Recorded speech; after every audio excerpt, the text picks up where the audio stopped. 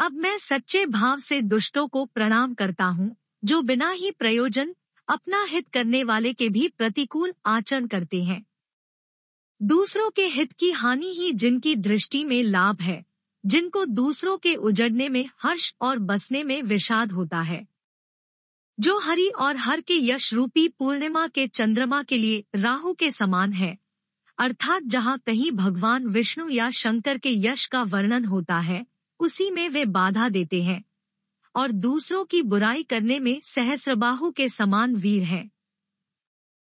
जो दूसरों के दोषों को 1000 आंखों से देखते हैं और दूसरों के हित रूपी घी के लिए जिनका मन मक्खी के समान है, अर्थात जिस प्रकार मक्खी घी में गिरकर उसे खराब कर देती है और स्वयं भी मर जाती है, उसी प्रकार दुष्ट लोग दूसरों के बने बनाए काम को अपनी हानि करके भी बिगाड़ देते हैं। जो तेज दूसरों को जलाने वाले ताप में अग्नि और क्रोध में यमराज के समान है, पाप और अवगुण रूपी धन में कुबेर के समान धनी है, जिनकी बढ़ती सभी के हित का नाश करने के लिए केतु पुच्छल तारे के समान है, और जिनके कुंभकर्ण की तरह सोते रहने में ही भलाई है। जैसे ओले खेती का नाश करके आप भी गल जाते हैं, वैसे ही वे दूसरों का काम बिगाड़ने के लिए अपना शरीर तक छोड़ देते हैं। मैं दुष्टों को 1000 मुख वाले शेषजी के समान समझकर प्रणाम करता हूँ, जो पराये दोषों का 1000 मुखों से बड़े रोष के साथ वर्णन करते हैं।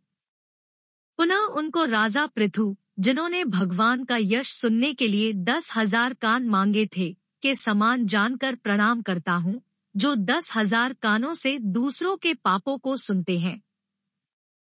फिर इंद्र के समान मानकर उनकी विनय करता हूँ, जिनको सुरा, मदिरा, नीकी और हितकारी मालूम देती है।